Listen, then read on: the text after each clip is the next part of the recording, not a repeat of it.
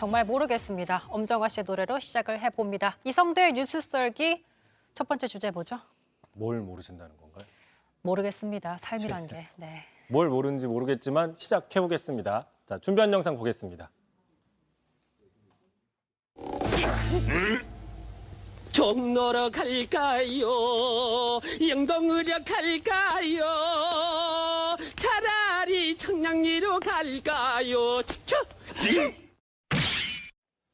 자, 2022년 종로에서 잡아봤어요. 앞에 2022년이었군요. 알겠습니다.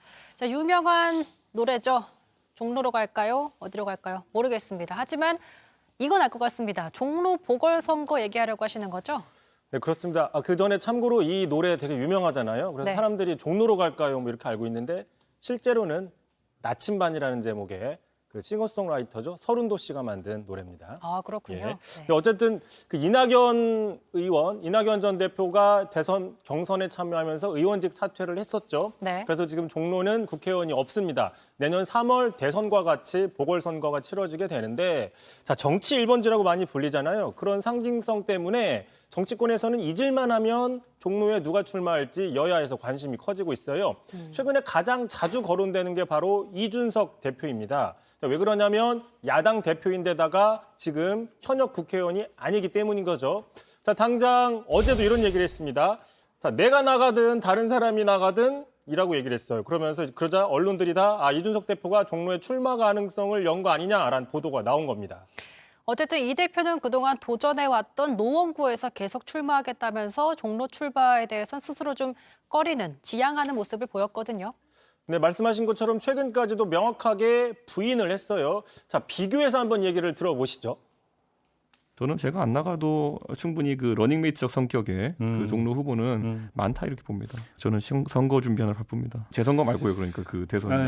그런데 그건 러닝메이트가 중요한 게 아니라 그냥 우리 당을 같이 지지해 주시는 거기 때문에 제가 나가든 다른 사람이 나가든 비슷합니다. 자, 들어보시면 이제 뉘앙스가 좀 미묘하게 변한 게 아니라 대놓고 바뀐 뭐 그런 상황인 거죠. 그러니까 좀 출마 가능성을 열어뒀던 이런 배경은 뭐라고 볼 수 있을까요? 일단 이에 대해서 이준석 대표가 직접 설명을 했습니다. 이 대표에 따르면 자, 민주당에 고민거리를 던져주려는 전략적인 모성이다 이렇게 설명을 했어요. 무슨 얘기냐면 자, 결국 자신이 종로에 출마할지 말지를 계속 확정을 안 한다는 거죠. 이른바 NCND 전략을 통해서 민주당이 계속 끝까지 헷갈리게 하겠다 이런 전략이라는 거죠. 그러니까 정치가 아니라 좀 외교 같은 느낌도 드는데 자, 당장 그러다 보니까 오늘은 다시 상계동 출마에 무게를 실었습니다. 들어보시죠. 종로 출마에 대해 가지고 제가 완전하게 선언적으로 표현하면은 민주당이 좀 덜 고민한다고 해가지고 확대 해석되지는 않았으면 좋겠습니다. 저는 상계동에서 제가 선거 출마하는 것이 저에게는 큰 의미가 있는 행동입니다.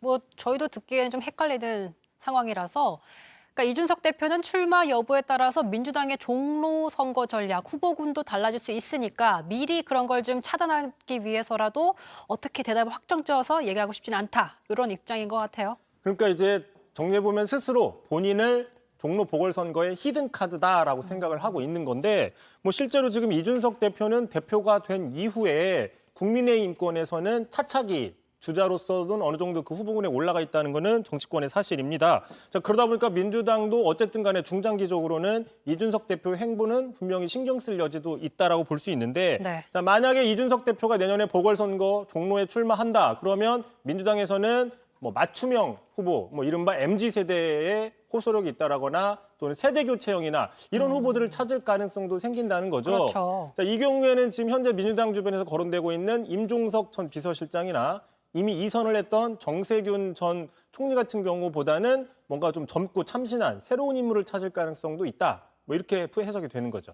어쨌든 저희가 종로를 계속 얘기하는 이유는 노무현 이명박 전 대통령을 배출한 정치 1번지 그 상징성이 굉장히 크기 때문에 내년 대선에 러닝메이트가 될 수 있다는 전망이 계속 나오고 있습니다.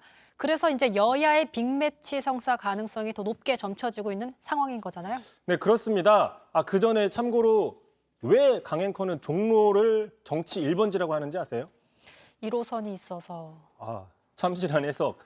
뭐 대부분 정치 1번지 종로라고는 얘기를 많이 하는데 이 기술적으로 보면 지금 지역구가 이번 선거에서는 253개가 있습니다. 지역구 253개를 순번을 냈을 때 그 1번이 바로 서울 종로인 그래서 겁니다. 그냥 1번지군요. 서울 종로, 그다음에 중구 성동구, 동대문구로 해가지고 시계 반시계 방향으로 돌게 돼 있거든요. 그렇기 때문에 개표 방송할 때도 그 순서대로 하게 됩니다.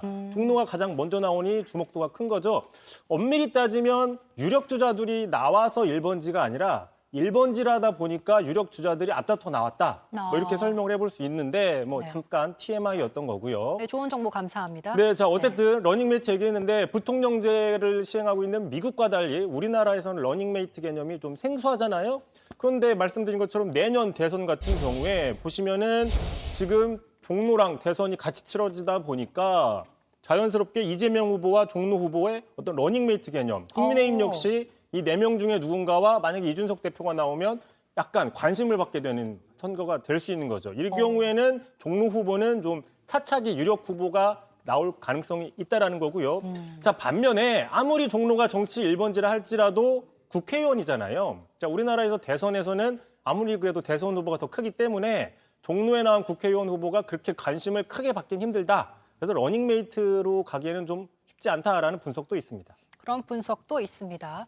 자, 어쨌든 저는 종로 주민은 아니지만 주민 입장에서 예상을 해보면 굉장히 궁금해질 그런 부분이기도 합니다.